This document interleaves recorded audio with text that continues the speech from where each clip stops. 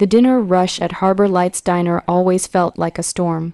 Plates clattered, customers shouted for refills, and tired waitresses moved like dancers trying not to fall. Sophia Bennett balanced 3 dishes on one arm while writing another order with her free hand. Her feet burned from 12 straight hours of work, but she still forced herself to smile. "Table 6 needs ketchup," the cook yelled on it. Sophia answered quickly. Most customers barely looked at her. To them, she was just another waitress in a wrinkled apron carrying coffee and fries.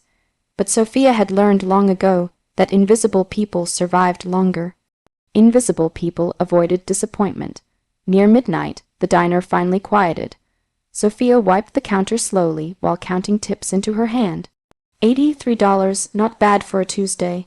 Your mother called again. Her coworker Jenna said carefully. Sophia's smile disappeared. She leave a message. Jenna hesitated. You know the usual. Sophia nodded without asking further. The usual meant criticism, shame, reminders that she had failed the family. At 32 years old, Sophia still felt like a little girl whenever Evelyn Bennett's name appeared on her phone. She unlocked her locker and listened to the voicemail anyway. Sophia. Her mother's cold voice began, "Your brother made partner at his law firm today. Your sister and Daniel just bought a beach house. Meanwhile, you're still serving pancakes in a diner. Your grandfather would be heartbroken if he saw what became of you." The message ended. Sophia stared at the screen silently before deleting it. Her grandfather would be heartbroken. That line hurt the most because it was a lie. Her grandfather, Arthur Bennett, had been the only person in the family who truly loved her without conditions. When Sophia was 17, Evelyn threw her out after a screaming argument about college tuition. Her mother had decided all the family money should go toward her brother's education because he actually had potential. Sophia still remembered standing outside in the rain with one suitcase while her mother locked the door. "You'll never survive on your own," Evelyn had shouted through the window, but Arthur had secretly helped her. He paid for her first apartment deposit and slipped cash into birthday cards every year afterward. More importantly, he treated her like she mattered. "You're stronger than all of them," he once told her while they sat drinking tea together. "One day they'll realize it." Sophia wished he had been right. 2 years earlier, Arthur died from heart failure. At the funeral, Sophia stood quietly in the back while her family discussed his estate like businessmen negotiating a deal. Evelyn barely looked at her. "You should leave after the service." Her mother whispered harshly, "This isn't the place for attention seeking." Sophia left without arguing. Now, years later, she still carried that pain inside her like broken glass. As she grabbed her coat to leave the diner, her phone buzzed again. This time it was an unknown number, Miss Sophia Bennett. A formal male voice asked after she answered. "Yes, I'm calling from the office of Attorney Charles Whitmore. You've been requested to appear in probate court Friday morning regarding the estate of Arthur Bennett." Sophia froze. "There must be some mistake," she said quietly. "My grandfather passed away 2 years ago." "Yes, ma'am. New information regarding the inheritance has recently surfaced. Your presence is required." Her stomach tightened. What kind of information? "I'm afraid I cannot discuss details over the phone. You'll receive official documents tomorrow." The call ended. Sophia stood motionless in the empty diner. Probate court, inheritance, none of it made sense. The next morning, a thick envelope arrived at her apartment. Her hands trembled as she opened it. Inside were legal papers filled with complicated language, but one sentence immediately caught her attention. The claimant, Evelyn Bennett, contests Sophia Bennett's right to any portion of Arthur Bennett estate due to lack of merit, contribution, and standing. Sophia kept reading until her eyes landed on another line. The claimant describes Sophia Bennett as financially irresponsible and merely employed as a waitress with no meaningful accomplishments. Her chest tightened painfully. Just a waitress. Even in court documents, her mother couldn't stop humiliating her. Sophia slowly sat on the edge of her bed, staring at the papers while tears filled her eyes. After all these years, Evelyn still wanted to prove to the world that her own daughter was worthless. But this time, Sophia wasn't a frightened 17-year-old standing outside in the rain, and for the first time in years, Something inside her began to awaken. Not fear, not sadness, something stronger. The courthouse looked colder than Sophia imagined. Gray marble walls towered above her as people in expensive suits hurried through the entrance carrying briefcases and coffee cups. Sophia stood outside for a moment, smoothing the wrinkles from her only formal outfit, a plain black dress she bought years ago for funerals and job interviews. She suddenly felt painfully out of place. Inside courtroom 4B, rows of polished wooden benches were already crowded with relatives, lawyers, and curious spectators. Sophia recognized several members of her extended family immediately. None of them smiled when they saw her. Whispers spread through the room. "That's Evelyn's other daughter, the waitress. I heard she's trying to fight for the inheritance." Sophia kept her eyes lowered and walked quietly toward the back row. She told herself not to care, but every word still cut deep. Then she saw her mother. Evelyn Bennett sat near the front in an elegant cream-colored suit, diamonds glittering around her neck. Beside her sat Sophia's older brother, Marcus, wearing an expensive watch and the confident expression of a man who had never struggled a single day in his life. Evelyn noticed Sophia immediately. Her eyes swept over Sophia's simple clothes before narrowing with visible disappointment. "You actually came," Evelyn said coldly as Sophia approached. "The court required it." Evelyn crossed her arms. "You should have saved yourself the embarrassment." Sophia swallowed hard but stayed silent. "That inheritance belongs to people who honored this family," Evelyn continued quietly. "Not someone who wasted her life carrying plates in a diner." Marcus smirked without looking up from his phone. The humiliation burned through Sophia's chest, but before she could respond, the courtroom doors opened again. "All rise." The judge entered and everyone stood. Sophia sat stiffly during the opening statements, barely able to breathe as legal terms flew across the room.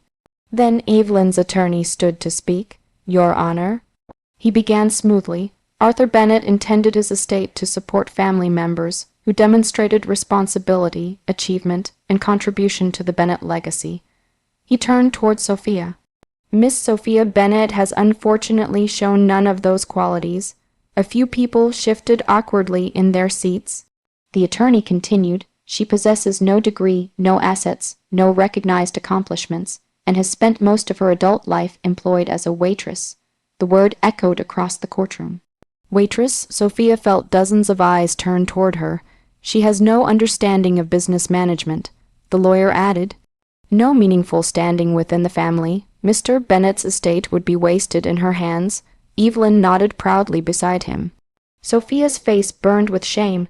For a terrible moment, she was 17 again, standing in the rain with a suitcase while her mother called her useless. The judge turned towards Sophia's side of the room. "Counsel for Miss Bennett." A man slowly stood. Sophia blinked in surprise because she had never met him before that morning. He was older, calm, with silver hair and kind eyes. "Daniel Reeves for Sophia Bennett, Your Honor." Evelyn frowned immediately. "My client may not advertise her sacrifices," Daniel said evenly, "but the court deserves the full truth before deciding her worth." He opened a folder carefully. 10 years ago, when Robert Bennett suffered cardiac failure, who covered portions of his hospital expenses, Sophia's father. Evelyn stiffened. Daniel held up financial records. These payments came from Miss Sophia Bennett's bank account while she worked night shifts at 2 separate restaurants. Murmurs spread across the courtroom. Daniel continued calmly. "When the Bennett household fell behind on mortgage payments, who contributed funds anonymously, more documents appeared." "Again, Miss Sophia Bennett." Marcus finally looked up from his phone. Sophia stared in shock. She never told anyone about those payments. Not even her father before he died. "You claim she contributed nothing to this family," Daniel said, now looking directly at Evelyn. "Yet records show she quietly supported this household for years, while receiving no recognition whatsoever." Evelyn's face hardened. "She chose that pathetic life herself." She snapped suddenly. "Nobody forced her to become a waitress." Sophia flinched. Daniel remained calm. "Interesting statement, Mrs. Bennett, especially considering Arthur Bennett personally wrote several letters expressing concern about how Sophia was treated by this family." The room went silent. "What letters?" Evelyn asked sharply. Daniel removed a sealed envelope. Letters written by Arthur Bennett before his death. Letters the court has only recently obtained. Sophia's pulse quickened. The lawyer carefully unfolded the first page, in Mr. Bennett's own words. Daniel said, "Sophia is the only member of this family who understands kindness. She asks for nothing yet gives everything." The silence became heavy. Sophia felt tears sting her eyes instantly. Her grandfather's words, even after death he was still defending her. Evelyn's confident expression finally cracked for the first time all morning. And deep inside Sophia, the fear that had controlled her for years slowly began turning into strength. The courtroom buzzed with whispers after Arthur Bennett's letter was read aloud. Sophia sat frozen in her chair, clutching trembling hands together beneath the table. Hearing her grandfather's words again felt almost unreal, like his voice had somehow reached through death to protect her one last time. But Evelyn quickly recovered. "One emotional letter proves nothing," she said sharply. "My father was old and sentimental near the end." Daniel Reeves adjusted his glasses calmly. "Actually, Mrs. Bennett, there's much more." He handed a folder to the judge. "These documents contain financial records, witness statements, and Mr. Bennett's amended will." Evelyn's face lost color instantly. "What amended will?" Marcus asked nervously.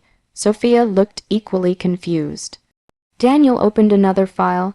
6 months before Arthur Bennett passed away, he changed portions of his estate after discovering certain family members were pressuring him financially. The room fell silent again. The judge studied the paperwork carefully. "Are you suggesting manipulation?" "I'm stating." Daniel replied evenly that Mr. Bennett documented repeated attempts to influence his decisions regarding inheritance. Evelyn suddenly stood up. "That is ridiculous. Sit down, Mrs. Bennett." The judge warned firmly, but the damage was already done. Sophia stared at her mother in disbelief. All these years Evelyn acted as though the inheritance naturally belonged to her and Marcus.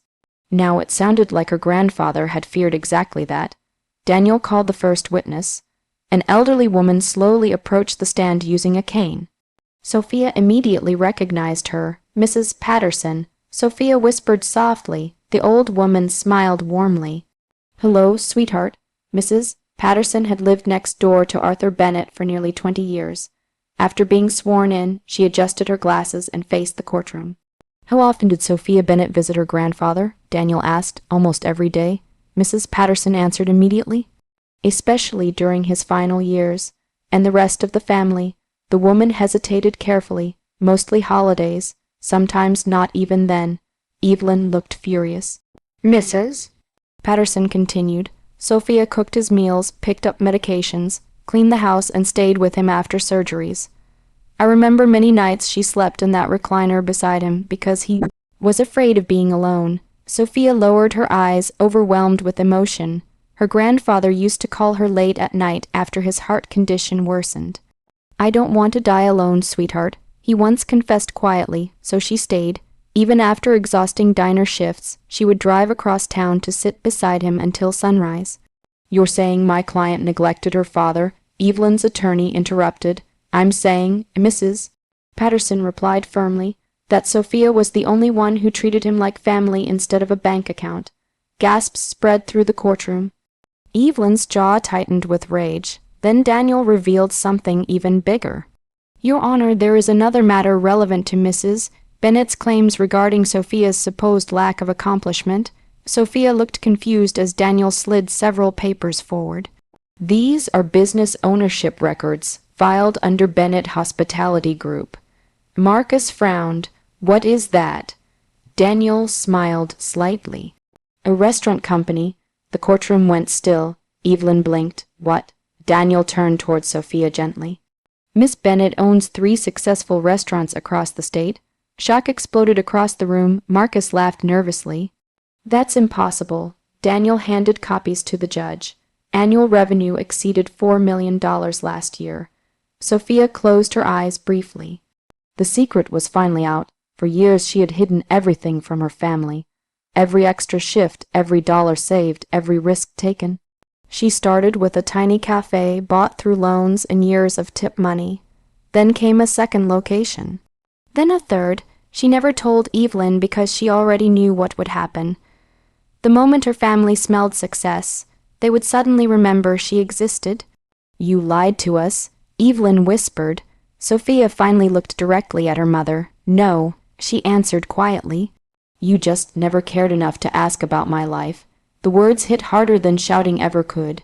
Evelyn stared at her daughter as though seeing her for the first time.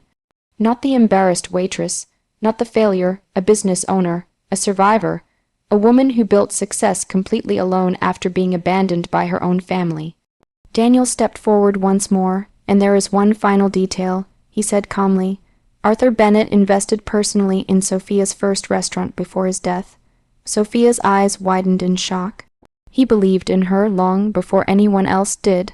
Daniel added softly. Tears filled Sophia's eyes again. Her grandfather knew, all those years, he knew she was trying to build something bigger. Across the courtroom, Evelyn's perfect image was beginning to crumble piece by piece. And for the first time in her life, Sophia no longer felt small. The courtroom felt completely different on the final day of the trial. When Sophia walked through the doors that morning, the whispers sounded different now. People no longer looked at her with pity or amusement. They looked at her with curiosity, respect. Even Evelyn sat quieter than before, though bitterness still hardened her expression. The judge reviewed the final documents carefully before speaking. After examining witness testimony, financial records, and the amended estate documents, he began, "This court concludes that Arthur Bennett intentionally included Sophia Bennett as a rightful beneficiary of his estate." Sophia's heart pounded. The judge continued, "The court also finds evidence that Evelyn Bennett knowingly attempted to conceal portions of the amended will, while misrepresenting Sophia Bennett's role within the family." A stunned silence filled the room. Marcus looked horrified. Evelyn's attorney lowered his eyes in defeat. "Therefore," the judge said firmly, "Sophia Bennett will receive her designated inheritance share in full alongside ownership rights outlined by Arthur Bennett prior to his death." The gavel struck sharply. "It is the judgment of this court." For a moment Sophia couldn't move. Years of humiliation, rejection, loneliness, and pain suddenly crashed against her chest all at once. She thought she would feel victorious. Instead, she mostly felt exhausted. Across the courtroom, Evelyn slowly stood up. "This is unbelievable," she whispered angrily. "After everything I sacrificed for this family." "No," Sophia interrupted quietly. The entire room fell silent because it was the first time Sophia had ever openly challenged her mother. Sophia stood slowly, her hands steady now. "You didn't sacrifice for this family," she said calmly. "You controlled it." Evelyn stared at her in shock. "All my life, you measured people by money, status, and appearances." Sophia continued, "If someone struggled, you treated them like they were worthless." Her voice trembled slightly, but she kept going. "You called me just a waitress like it was something shameful." Evelyn's eyes narrowed. "You embarrassed this family." "No," Sophia said softly. "I embarrassed your expectations." The silence inside the courtroom became painfully heavy. Sophia glanced around the room before speaking again.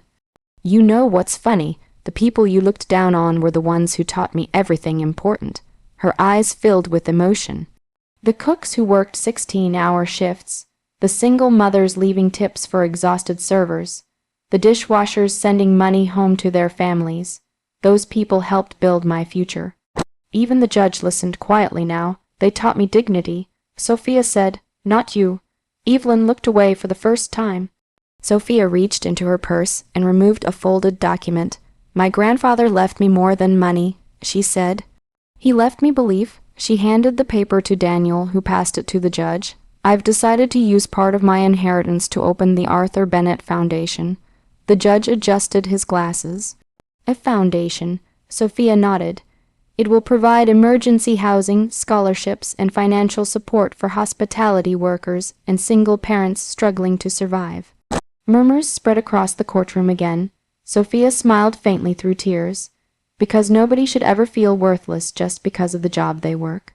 For the first time that day, emotion cracked through Evelyn's face completely. "You're really walking away from this family?" she asked quietly. Sophia looked at her mother for a long moment. The anger she carried for years was suddenly gone. In its place was sadness, not for herself, but for the woman standing in front of her. Evelyn had spent her entire life worshipping status and appearances so deeply that she destroyed the people who loved her most. "I spent years trying to earn your love," Sophia said softly, "but I finally understand something." Evelyn's lips trembled slightly. "I never needed it." Those words broke something inside the room. Evelyn's eyes filled with tears as she took a small step forward. But Sophia gently shook her head. The apology came too late, not because Sophia wanted revenge, but because healing had already begun without her mother. Sophia picked up her coat and turned toward the courtroom doors. As she walked away, sunlight poured through the tall courthouse windows, warming her face for the first time all morning. Behind her stood the family that once made her feel invisible. Ahead of her stood the life she built herself. And this time she walked forward without looking back.